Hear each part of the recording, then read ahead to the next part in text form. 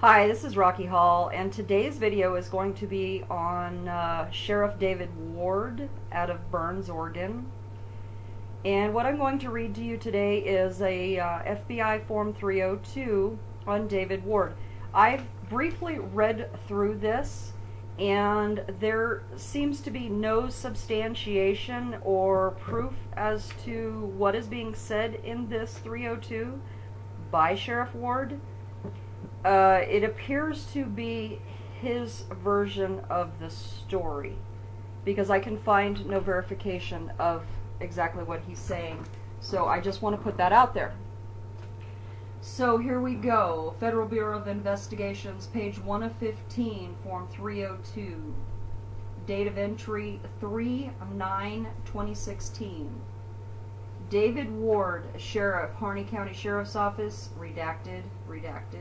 Burns, Oregon, telephone number 541-573-6156, was interviewed at his office after being advised of the identity of the interviewing agent and the purpose of the interview. Ward provided the following information. Again, I want to say Ward provided the following information. I do not have any substantiation of anything that he's saying here other than what he's saying. So this appears to be his version of the story. On we go. Page 1. Ammon Bundy, Ammon, contacted David Ward on November 5th, 2015. Ammon indicated that he was in Burns, Oregon and wanted to meet and speak about the Hammon's resentencing. Ward was not familiar with Ammon. However, Ward knew about the 2014 standoff in Bunkerville, Nevada between Cliven Bundy, Cliven, and the Bureau of Land Management, BLM. In the hours between Ammon's call and the meeting with Ammon, Ward researched Ammon. The meeting was later in the afternoon. Ward asked his dispatch supervisor, Missy Ousley, O-U-S-L-E-Y, to sit in on the meeting with Ward. Ousley was a family friend and a longtime neighbor of the Hammons. Ammon arrived at the meeting with Ryan Payne. Ward indicated that this meeting may have been recorded by Ryan or Bundy. Ward knew that other meetings involving Bundy and his supporters were recorded. When the meeting began, Ammon explained his views about the Constitution, the right to peacefully assemble, protest, and the right to bear arms. Ammon explained he wanted Ward to tell the federal government that the Hammonds, Stephen and Dwight, were not going to spend another day in federal prison. Ammon indicated this was Ward's duty under the Constitution's defined role as sheriff. Ammon threatened that otherwise thousands of people would descend on Harney County. Ammon indicated he could not control how these people would conduct themselves once they arrived. Ammon threatened extreme civil unrest if his demands were not met. Ammon reiterated his statement that if Ward did not do his job, thousands of people would do Ward's job for him. Ammon later gave Ward a letter. It contained a threat of civil unrest. Ward provided this document to the FBI in Bend, Oregon. During the meeting, Ousley told Ammon that these statements did not sound like something Dwight would say. Ousley asked, "Where does Dwight stand on this?" Ammon responded that it did not matter what the Hammonds, page 2, thought. Ammon indicated that the Hammonds were suffering from battered housewife syndrome. Ammon indicated the Hammonds could not make decisions for themselves. Ward advised that he agreed with the Constitution and did not disagree with most of Ammon and Payne's views. Ward told Ammon that there may come a day in which the citizens of this county have to stand shoulder to shoulder to fight for their rights. Ward told Ammon that this was not the time. Ward told Ammon that Ammon was way off base. Ward indicated he would not tolerate bloodshed in his community. Payne responded that is what would happen if the Hammonds were to spend one more day in prison. Ward told Ammon that Ward would not tolerate what happened in Bunkerville from happening in Harney County. He would not tolerate that behavior from law enforcement officers or from citizens. Ward brought up the legal and political issues associated with what had happened with the Hammonds. Ward suggested letter writing and calling congressional representatives. Ward provided this opportunity to Ammon numerous times throughout his interaction with Ammon. Ward offered to assist Ammon in accomplishing these ends if Ammon were to use lawful means.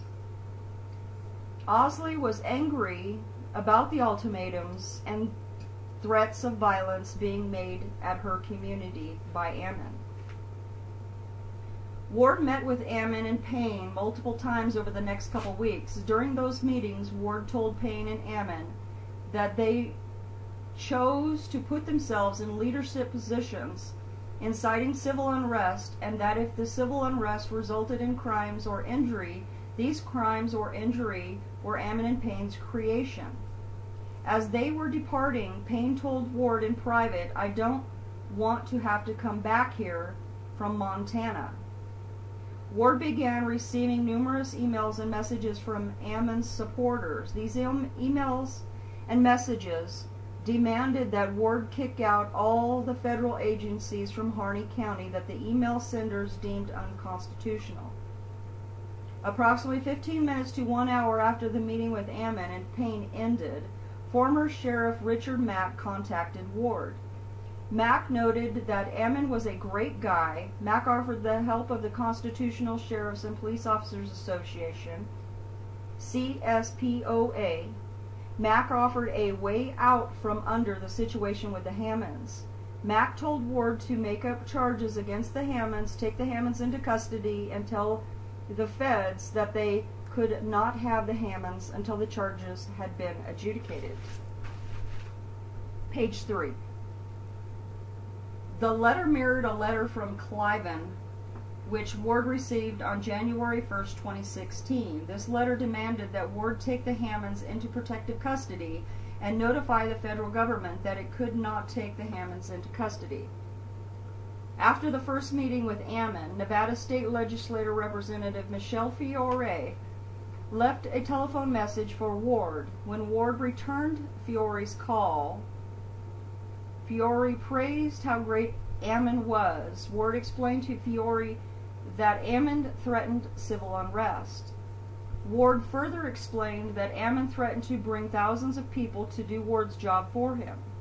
Ward also explained to Fiore that Ward would assist Ammon to accomplish Ammon's goals if Ammon used lawful means. Ward did not hear from Ammon again until November 19th, 2015.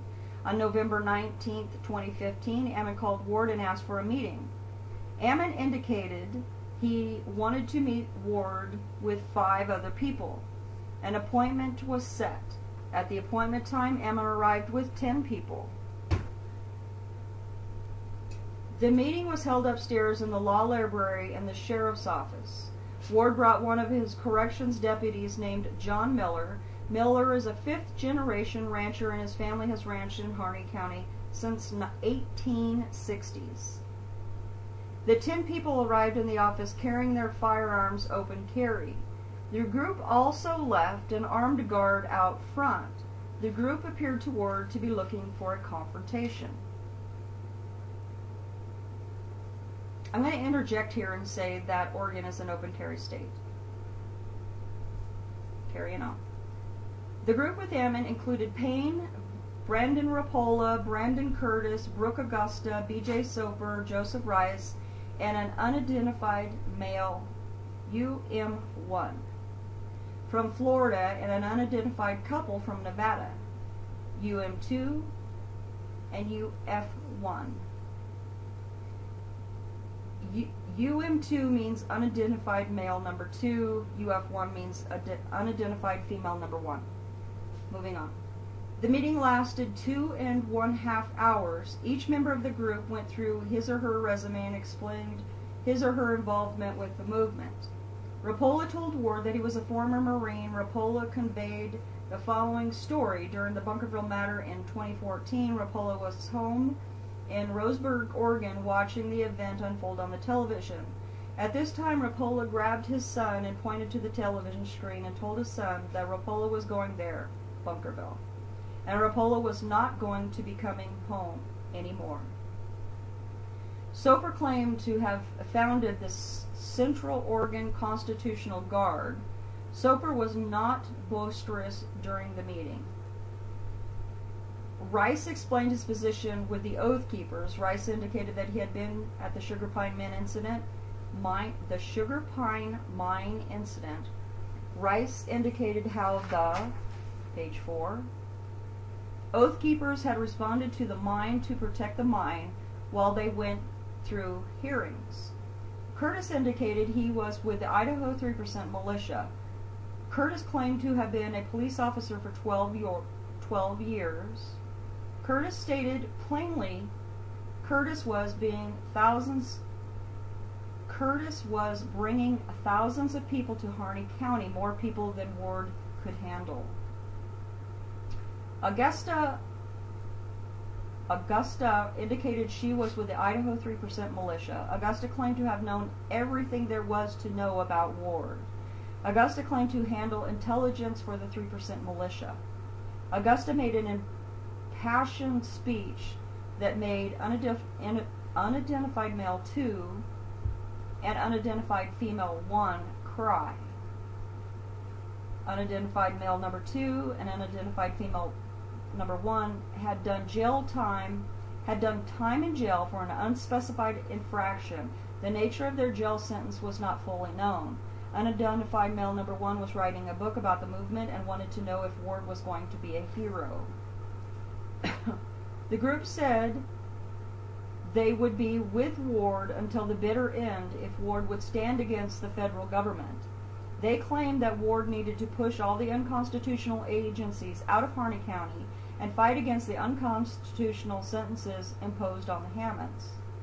The group went through its demands. They told Ward to wake up, that the feds were tearing Ward's community apart. Ward replied by explaining that appropriate channels to express their grievances. Ward indicated that they should focus on the mandatory minimum sentencing laws. Up to this point, Ward believed that Ammon and his supporters were just ignorant regarding the facts of the cause. Ammon made numerous claims regarding the Hammonds case, specifically that the Hammonds had not been indicted by a grand jury. Harney County should have handled the prosecution, and the sentence imposed were unlawful. The jury was not of their peers, and there were no federal jurisdiction in this matter. They also objected to the terrorist label used to describe the Hammonds. Ward explained the court case against the Hammonds. Ward noted that the case had been investigated by the previous Harney County sheriff. There was no reference to terrorism in that case, and the Hammonds were offered a misdemeanor plea in the Harney County courts, which they refused. Ward then noted that the Hammonds were indicted by a grand jury. Ward provided copies of the indictment and the 57-page sentencing transcripts. During the meeting, the group wanted to know if the feds were going to raid the Hammonds' property. Ward responded that he had spoken to the Hammonds. The Hammonds indicated that they were going to turn themselves in. Page 5.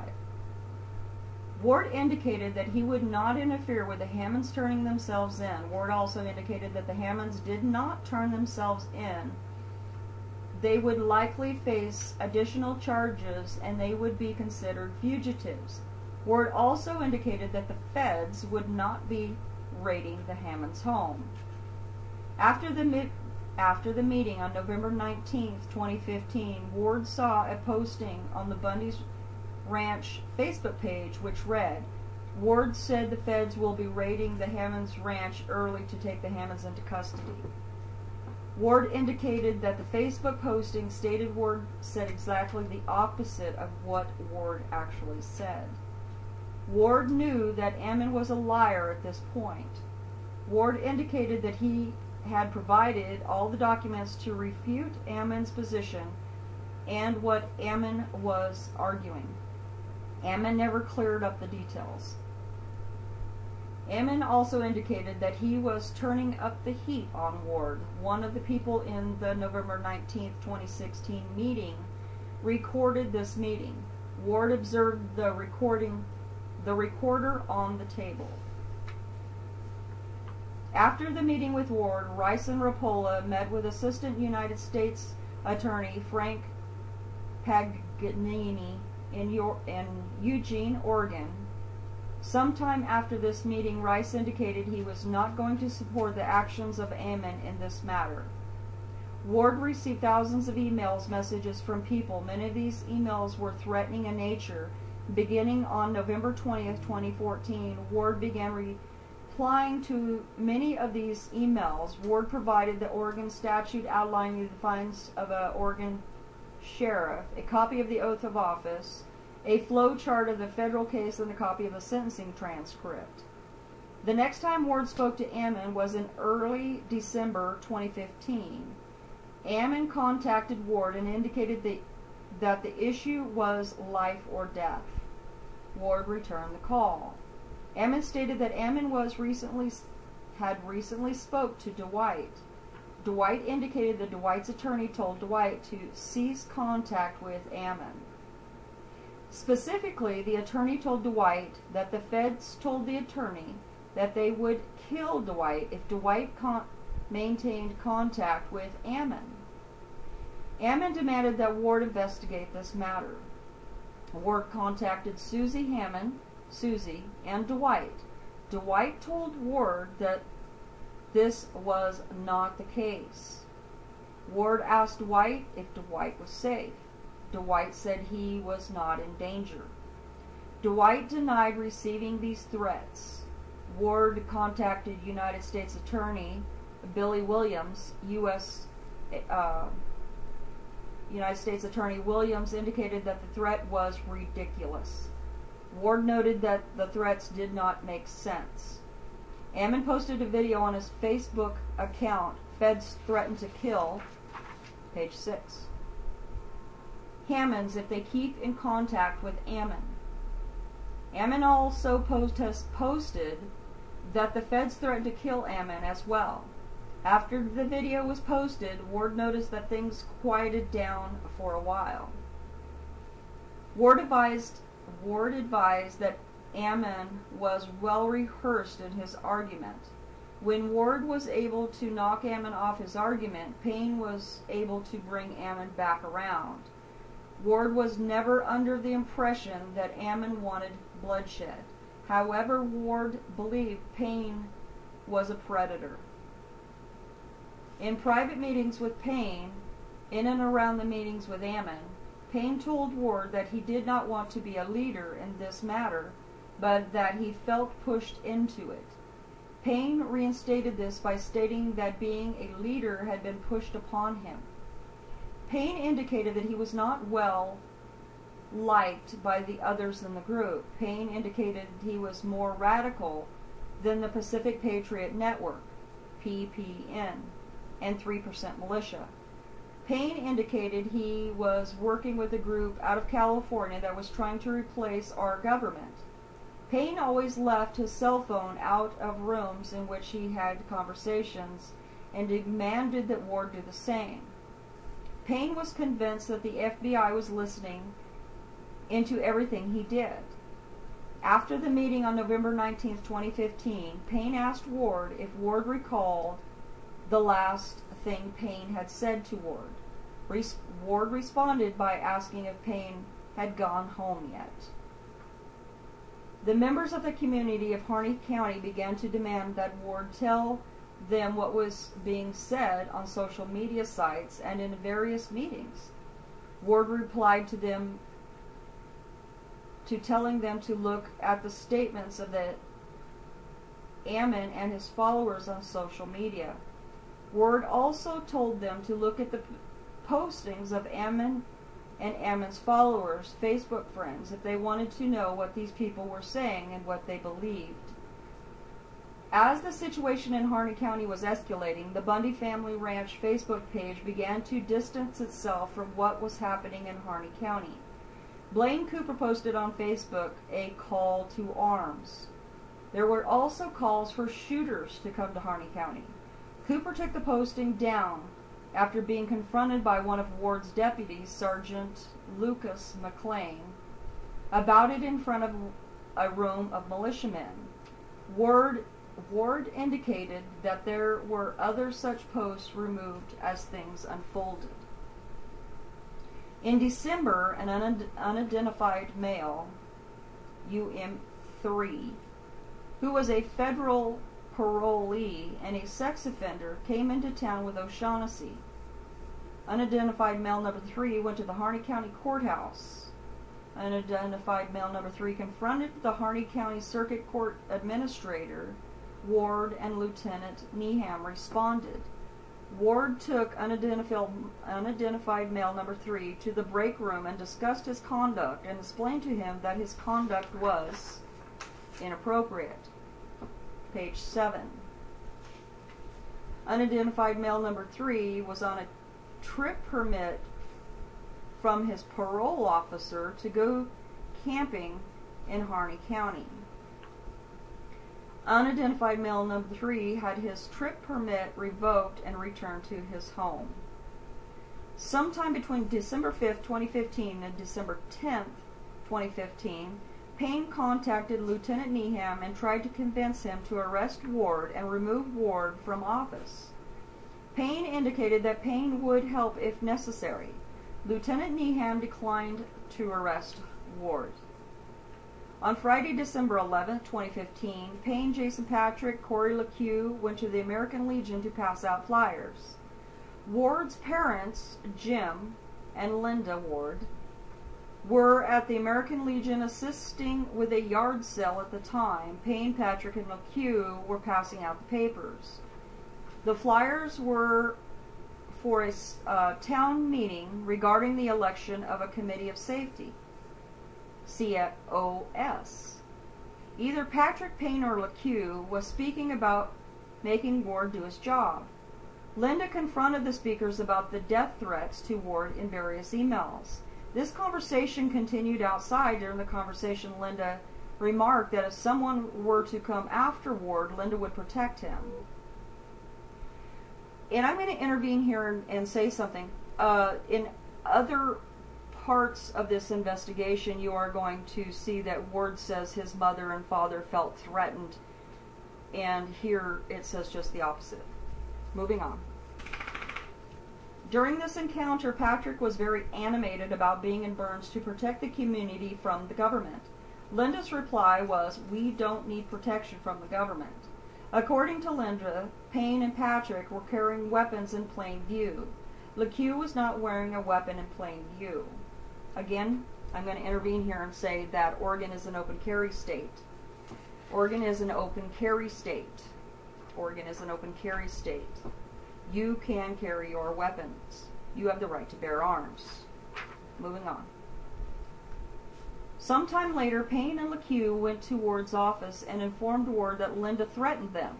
Payne inquired about who was threatening Ward's life. Ward took the question to be, did Ward think Payne was threatening Ward's life?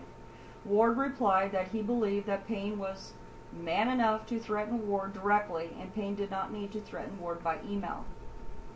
During this interaction, Ward and Payne stepped outside of Ward's office. Payne asked a hypothetical question. If the government were to come for Payne, would Ward's support stand with Payne against the government? Ward responded to Payne that Ward would uphold the law. This appeared to upset Payne. Payne responded that he was not going to be talking to Ward much longer. The next meeting with Ammon was after a redress of grievance document was sent to the sheriff's office. The document was apparently drafted by the Ammon. The document was first sent to the office on December 11th, 2015. This document was notarized and submitted again on December 15th, 2015. Page 8. The document indicated that Ward had 5 days to respond. Ward did not receive the document until December 16, 2016. On that day, Ammon showed up at Ward's office demanding a response. Ward responded that the letter stated that Ward had 5 days to respond and that Ward received the letter on the day of the meeting. Ammon accused Ward of playing games. Ward asked Ammon where Payne was. Ammon indicated that anything that Ward said to Ammon would be relayed to Payne and that Payne did not need to be here. Ward told Ammon directly that everything that Ward says to Ammon was being misrepresented when it was being relayed. Subsequently, Ward was reluctant to take Ammon's word that the information would be accurately conveyed. Ammon demanded to discuss facts and the truth. Ward confronted Ammon's use of scripture and pulled out Ward's Bible. Ward planned to share Proverbs 6-19, Romans 13, 1 through 7, and Matthew 5, 21 through 26, and 38 through 46. Ward planned to begin with the Romans verse. However, when Ward began to open his Bible, Ammon became very angry, grabbed his papers, and departed the office. Ward later learned that Ammon went to Harney County Judge Grasty's office after departing Ward's office. Ammon tried to make the similar demands to Grasty. However, Grasty would not meet with Ammon's demands. Ammon then went to the Burns Times-Herald and demanded that the newspaper run several pages of documents that, according to Ward, amounted to propaganda. Randy Parks, editor for the Burns Times-Herald, told Ammon that Parks would not run the documents without evidence to support the claim. Ammon responded by saying, "I see what side you are on." Throughout the interaction with Ammon, beginning on November 5, 2015, Ammon claimed to have documents that supported wrongdoing on behalf of the government and BLM.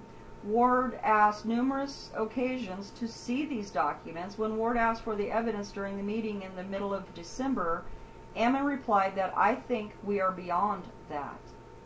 Ward consistently provided Ammon with evidence that refuted Ammon's statements and supported Ward's position. Ammon never provided any evidence to Ward to support Ammon's position. Throughout Ward's interaction with Ammon, Ward was consistent in his message that Ammon could choose to obey the law. Ward also consistently told Ammon that Ward would not tolerate what happened in Bunkerville, Nevada, happening in Harney County, Oregon. Ammon's response to Ward was to say, "Sheriff, we have tried for hours and hours, and your language has not changed." Ammon also responded to Ward's statement by saying, "Why do you keep saying that, Sheriff?" Page 9. It is offensive. Ward indicated that there were no way that anyone could have misconstrued what Ward said. On December 15, 2015, Ammon called a meeting to elect a Committee of Safety, COS.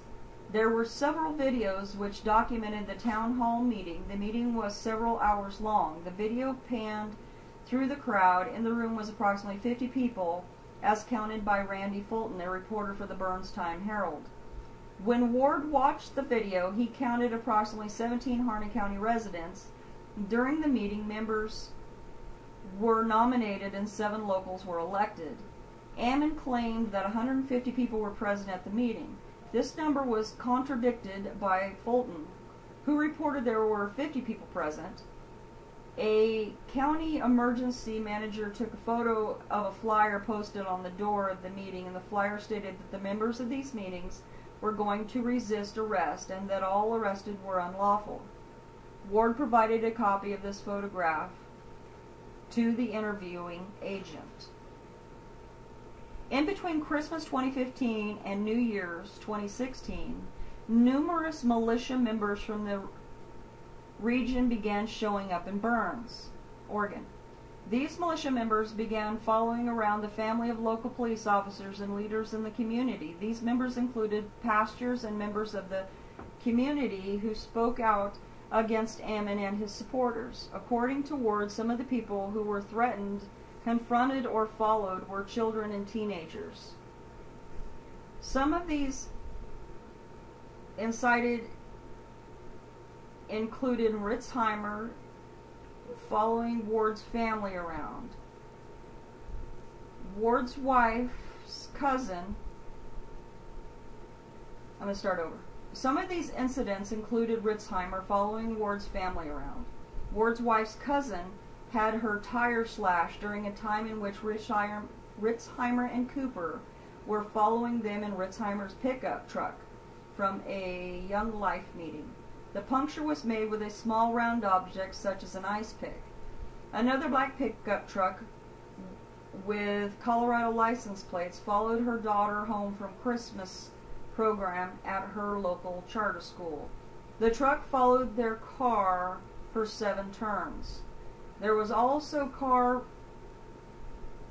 paralleling the following truck. The same black pickup truck was seen driving past and pulling in the driveway of pastor Bob Yonker. Yonker was the pastor of Ward's church. Yonker stated a Facebook page called Hardin County United, which sought to counter some of the points of Ammon. 3 other militia members confronted a teenage girl who was wearing a BLM t-shirt at a local store. These people followed the girl around and verbally threatened to burn her house down. Between Christmas 2015 and New Year's 2016, the militia members had a meet and greet in a restaurant in Burns, Oregon. At this meeting were Ritzheimer, Cooper, LeCue, Patrick, and Ammon. Payne was not at this meeting. Many of the members of the militia were filming the event with their phones. Page 10. Ward went to this meeting with Sergeant McLean. Ward and Sergeant McLean called out the militia members, including Ritzheimer, Cooper, for following community members around the county. Sergeant McLean called Cooper out on issuing a call to arms. Some of the militia members presented indicated that there was a difference between a call to action and a call to arms. Cooper immediately denied issuing a call to arms. Sergeant McLean pulled up Cooper's Facebook page on Sergeant McLean's phone and showed Cooper and the others present Cooper's Facebook post. Ritzheimer and Cooper departed the meeting after being called out for following people around. The militia submitted most of the videos it had made to various social media sites, including Facebook and YouTube. In spite of all of the other people recording the meet and greet event, Ward did not see any videos of the event posted. During this meeting, Ritzheimer stated that the black pickup truck with Colorado plates identified by Ward was not at the meeting. Ward stated black pickup truck departed Burns after its members of the community identified it as following citizens around. Soper was at the meeting. Soper assured Ward that the rally scheduled in early January would be peaceful. During the time frame, Ward saw Ammon on Pete Santilli's media feed, Ammon stating that there would be a peaceful rally and there would be a hard stand. Ward knew from this statement that Ammon was planning something. By mid-December, the militia members in town numbered between 30 and 40. The law enforcement present in the county was outnumbered. A Utah-plated pickup truck and a Montana-plated Subaru followed Ward into work on 2 occasions on 2 days in a row. The militia in the community were committing traffic infractions in multiple aspects to get pulled over. On one occasion, an Oregon State Police trooper in Burns, Oregon, at 0200 in the morning was surrounded by 15 cars without state plates. On another occasion, several vehicles pulled into the Burns Safeway parking lot, and a Utah-plated van with multiple occupants drove into the parking lot and began doing powered spins. The overwatch was used frequently by the militia members and other Ammon supporters when they encountered police. During these interactions, the overwatch was frequently wearing weapons and body armor. The Overwatch would change positions as law enforcement changed positions to put the officers in a position of disadvantage. The Overwatch also tried to keep out of the officers' peripheral vision. Page 11. The Overwatch was there to ensure they were collateral damage if there was any attempt to arrest the subjects. The use of the Overwatch indicated to Ward that the militia and Ammon supporters trained for confrontation with the police. There was a consistent tactic throughout the operation. Ritzheimer and O'Shaughnessy were also conducting military training on Christmas Eve 2015. This was posted on a social media site, likely on YouTube. Ward recalled a video in which Ritzheimer pointed to Harney County on a map of the United States and indicated that we are here in Harney County to unfuck all of this. When Ritzheimer said all of this, he pointed to the map of the rest of the United States. On either December 29th or December 30th, 2015, Sheriff Glenn Palmer of Grant County, Oregon, contacted Ward. Palmer indicated that the protest was going to be close to Ward's office. Palmer offered to take Ward's jail inmates into the Grant County Jail. Ward accepted this offer to ensure the Harney County Jail was empty during the protest. The inmates were transported to the Grant County Jail. Ward prepared his building and staff to prevent the breach of the building. Ward indicated that, with the exception of the jail, the building was not designed to resist a riot. Ward had staff in the building to protect and dispatch who were working at the time. All the other staff and other law enforcement officers from the area were a good distance from where the protest was being held. Ward did not know the plan of the protest organizers. Ward did know that Ammon had promised civil unrest. During January 2nd, 2016, protests, Santilli was running a live feed. The protesters marched by the sheriff's office and threw pennies at the office. After the protest concluded, Santilli interviewed Ammon. The live feed was actually run at a 20-minute delay. Ward knew this because one of Ward's deputies was positioned south of Burns on Route 205. The deputy reported that Ammon, Ritzheimer, and Payne had passed a point approximately 9 miles south of Burns, Oregon, known as Wright's Point. A community member named Pete Reynolds also saw on the feed that there was a mass of people outside his home. However, when Reynolds looked outside, there was no one present. Later that afternoon, Ward learned that Ammon and others had taken over the Moyer National Wildlife Refuge, NWR.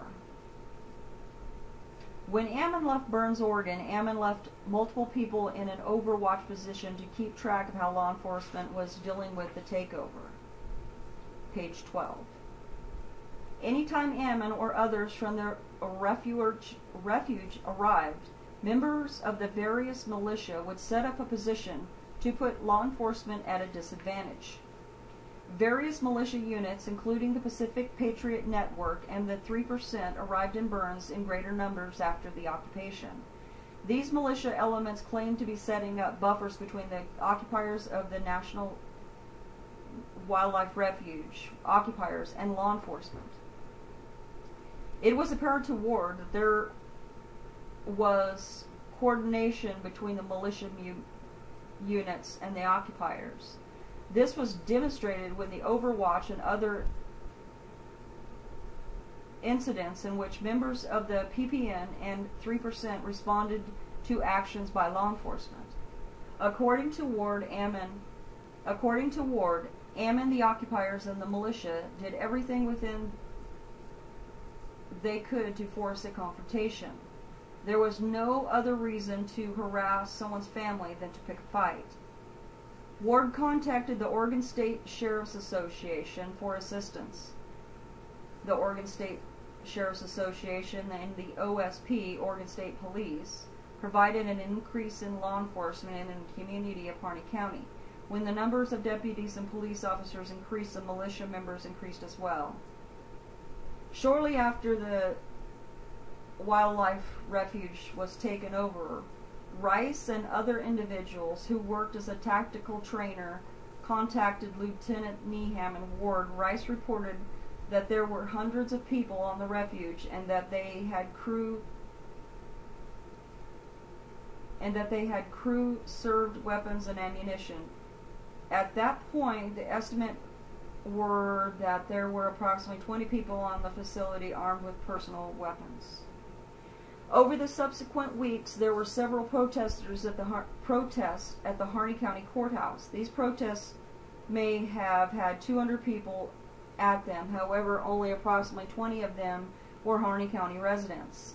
Similarly, in January 2016, with meeting where a disbarred attorney named Chris Ann Hall presented, there were approximately 200 attendees. The attendees at Hall's presentation included numerous people from outside the community. On January 2nd, 2016, the FBI began to arrive in Burns, and the middle school across the street from the sheriff's office was opened on January 3rd and January 4th, 2016. Ward and the FBI agreed that the local law enforcement would handle the problem in the town and the surrounding community, and the FBI would deal with the refuge situation. The occupiers and their compatriots also targeted the Native Americans who resided in the community. Several people confronted Becky Proctor, a Native American living in Burns, Oregon. As she and her son were departing wrestling practice, the people confronted using racial slurs and made remarks. Page 13. The people confronting Proctor followed her home and subsequently yelled at her to go back to the reservation. The occupiers of the National Wildlife Refuge, specifically Lavoy Finicum and David Fry, posted a video of Finicum and Fry going through the Indian artifacts stored at the National Wildlife Refuge. On or about January 4th and January 5th, Charlotte Roderick, a member of the Burns Paiute Tribal Council, gave a speech during a town hall. During the speech, Roderick stated that the artifacts at the refuge belonged to the Burns Paiute tribe. A local Ammon supporter, Kim Rowland, stated that he would take Roderick out to the refuge to get these artifacts. Roderick responded to Rowlands that there were 12,000 years. Roderick responded to Rowlands that there was 12,000 years of Paiute history and artifacts at the refuge. The occupiers needed to leave. Shortly after the speech, videos posted by occupiers showed them digging into the earth around the refuge. The digging at the National Wildlife Refuge included work with heavy machinery being conducted by the occupiers. Ward was not certain if this digging was done in spite of the tribe's position on the occupiers or not. On January 6, 2016, Ward had a community meeting. During this meeting, several members of the community asked Ward to go to the refuge and tell Ammon and his compatriots to go home. On January 7, 2016, Ward drove out to the National Wildlife Refuge with several other officers. Ward met with Ammon in Payne. Ward offered Ammon safe passage out of the state of Oregon without arrest. Ammon tried to turn this message into a press conference. When Ward went to the National Wildlife Refuge, militia members went to the operator's center, set up at the school across from the street from the sheriff's office at the Burns Airport, where some elements of the FBI were. These coordinated actions indicated that there were contact between the people in town and the people on the refuge. After the meeting on January 7, 2016, Ward ceased contact with Ammon.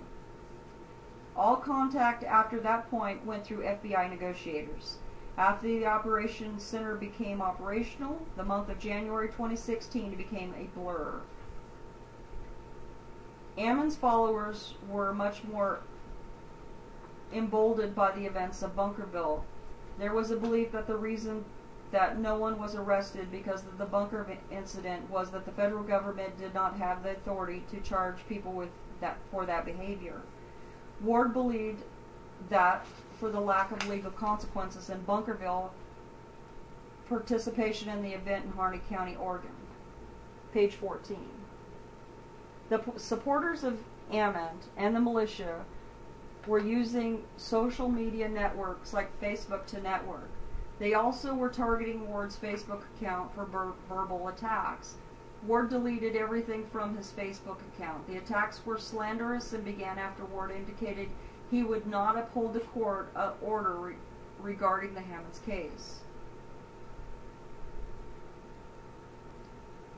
Let's go back over that. The attacks were slanderous and began after Ward indicated he would uphold the court order regarding the Hammonds case.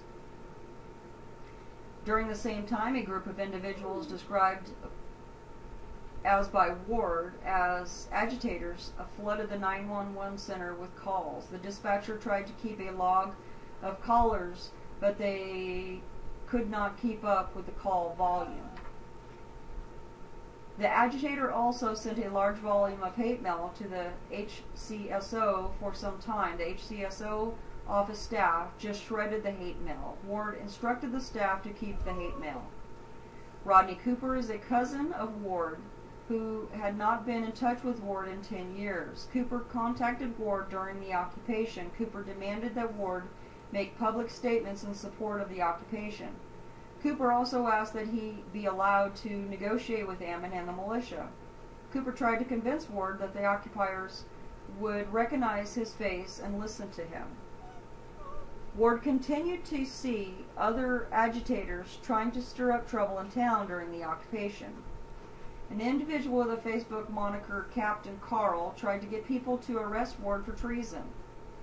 Agent note, Captain Carl was possibly Carl Coney. Soper continued to try to stir up the community against Ward. Judge Grasty held a community meeting at the high school gymnasium. During this meeting, a group of militia members and Ammon arrived. More than half of the militia members were wearing firearms openly. These militia members placed themselves throughout the gymnasium. The people arrived with Ammon were not from Harney County. These people hijacked this meeting and others during the months leading up to the occupation and during the time of the occupation itself. The militia members were at these meetings to intimidate people commenting on the occupation. On another occasion, Ward went into Gillum County Sheriff Gary Bettercourt to a high school basketball game.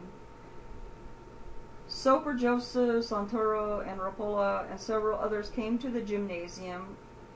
Sant was wearing an empty holster, and the others were not visibly wearing their weapons. Soper and the others lined up on the wall a short distance from Ward and Bettercourt. Page 15. Soper and the others stared at Ward throughout the interaction. Ward also learned that Santoro wore his gun into the services at Ward's church. Ward received a text message from Yonker that Santoro was wearing his firearm during the services. Local agitator John Witzel produced a video in which he claimed that BLM firefighters were burning cows. The video showed the burnt carcasses of cows that were killed in a fire caused by a lightning strike. These cows belonged to a rancher named Gary Miller. Witzel also showed BLM firefighters starting an unrelated backfire near French Glen, Oregon. Witzel claimed that the BLM firefighters were responsible for the burnt cows. Witzel was claiming that BLM was burning out ranches and that Ward was allowing them to do it. Miller was very upset about this claim. Witzel also showed the burning of an old double-wide trailer and made similar assertions. The double-wide was abandoned property that had been used in a meth house. The owner of the property asked that the firefighters allow the building to burn. The agitators, militia members, and others continued to attempt to precipitate law enforcement actions until January 26, 2016. January 26, 2016 was the first opportunity to arrest Ammon and the key occupants, leaders, away from the National Wildlife Refuge and away from any overwatching militia members. When the arrests were made, militia agitators confrontations with law enforcement fell off dramatically. Access roads to the National Wildlife Refuge were subsequently closed off by the FBI and Oregon State Police.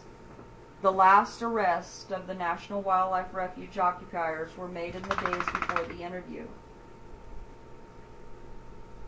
I'm going to interject here. January 26th is when they murdered Lavoie. So, you see that this was planned. This was planned, it was planned, it was planned. Moving on. Ward was most upset about how this event and the National Wildlife Refuge occupiers had divided the community. Church congregations were split. Ward also noted that the people signing the petitions were largely people on probation or who had criminal records. Many of these people had an axe to grind with law enforcement. Ward provided numerous documents related to this matter. These documents included threatening emails, the redress of grievance, and other documents related to the National Wildlife Refuge takeover. These documents are attached. Okay, the rest of these clips are correspondence through emails from Ammon Bundy to Sheriff David Ward in Burns, Oregon, and from Cliven Bundy to Sheriff David Ward. And in these emails and correspondence, I see nothing that would be deemed as threatening. So make your own decisions. Take a look at these. I'm not going to read them as this video has become long enough. So I hope that you can read them. If you can't, let me know, and if you want me to do another video with just these correspondence. I don't really want to, as to me it's kind of boring. So, but if you do, let me know. Anyway, take a look, tell me what you think, and I do not see anything threatening in these correspondence, so just let me know what you think. Again, Rocky out.